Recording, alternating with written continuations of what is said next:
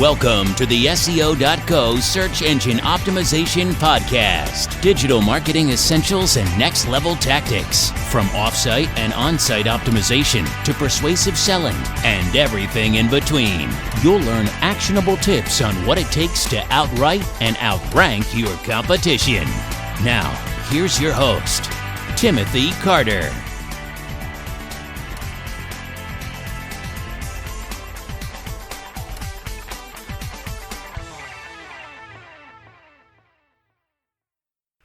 Thanks for joining me on the podcast. Today we're going to talk about ways to decrease your bounce rate.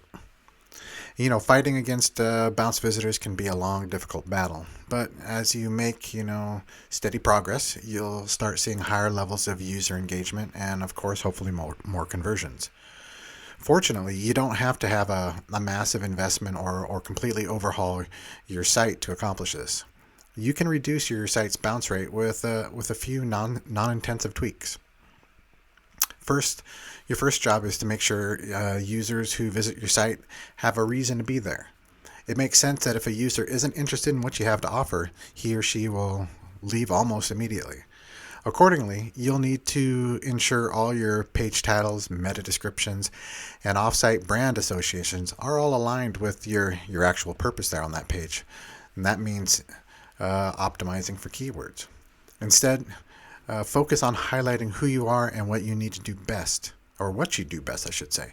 And so, the rest, the keywords and that kind of stuff will take care of itself for rankings, as long as you are highlighting who you are and what you do best there. So make sure to set the proper expectations. Next, make your content, specific, readable, and really entertaining.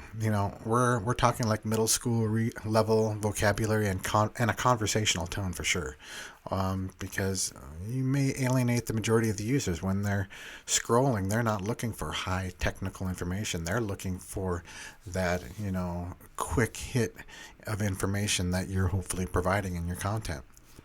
It needs to be specific, telling users really exactly why or what they need to know as early as possible in each piece, because that's what they initially came to your site for. The entertaining factor also can't be underestimated here. Create a vibe that keeps your visitors reading. Have a little humor in there, short sentences, bullet points, audio and video, those kind of things have an impact. And these content qualities, should extend throughout your entire site, not just your blog posts. Oh yeah, make your important pages more prominent. There are probably a handful, of key pages that you want your customers to visit, such as, sales pages for an e-commerce platform, a contact page for a B2B company, or a blog for a heavily invested content marketing company. Your goal should be to make these important information pages as prominent as possible, both in your site's overall navigation and internally with frequent calls to action and anchor text, internal backlinks. Another one would be remove clutter. Minimalism really is underrated when it comes to web design. It might be tempting to load up your website with helpful materials, such as a prominent, well-described search bar, maybe a list of popular posts, advertising, big flash designs to fill in the gaps. But realistically, the less you include, the better. Minimalistic designs keep users focused and help prevent them from leaving your site altogether, as they have become distracted with too much on the page. Another good one is, decrease your page load time. The speed of your site is important, and some users will leave immediately if a site doesn't load in the first couple of seconds of the attempt to access it. Reduce your load time, however you can, really is essential. Decrease the images, the size images, streamline your design, eliminate any hosting issues, and keep your information, cached and clear. This is especially important for mobile users, phones and iPads.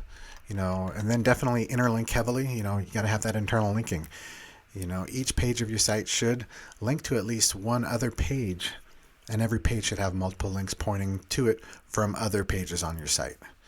This will keep your users, venturing deeper and deeper into your website, and as a pleasant side effect, this process can also increase your search rankings.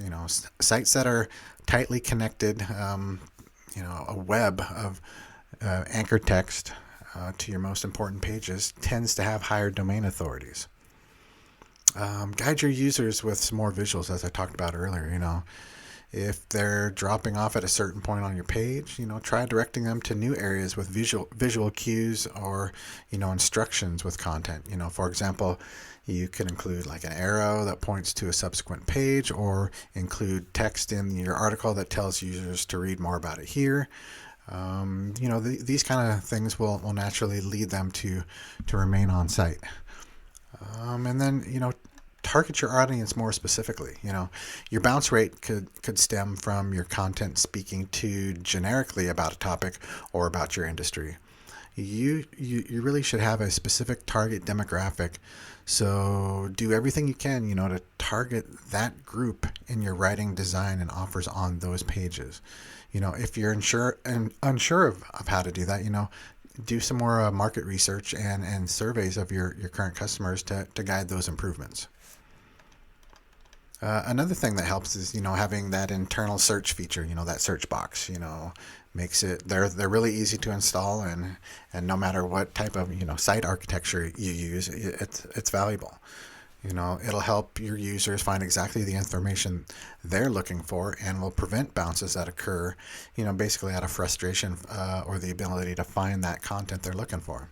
So, throughout your content, you will probably encounter opportunities to link to external sources, which can be good for building your credibility as a source as well.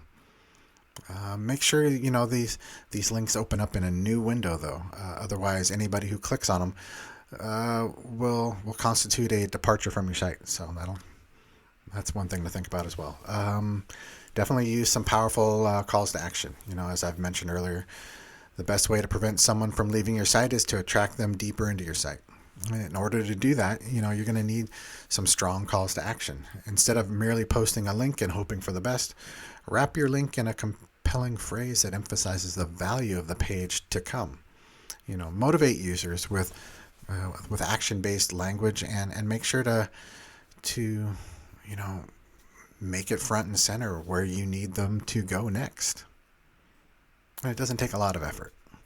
And as we wrap this up, if you want to keep your bounce rates as low as possible, you need to commit yourself to nurturing your site. It's highly unlikely that your first round of changes are going to instantly solve your problems. But instead, you'll need to monitor the effects of your changes you have done, analyze what changes have had the greatest impact, and revise your pages accordingly.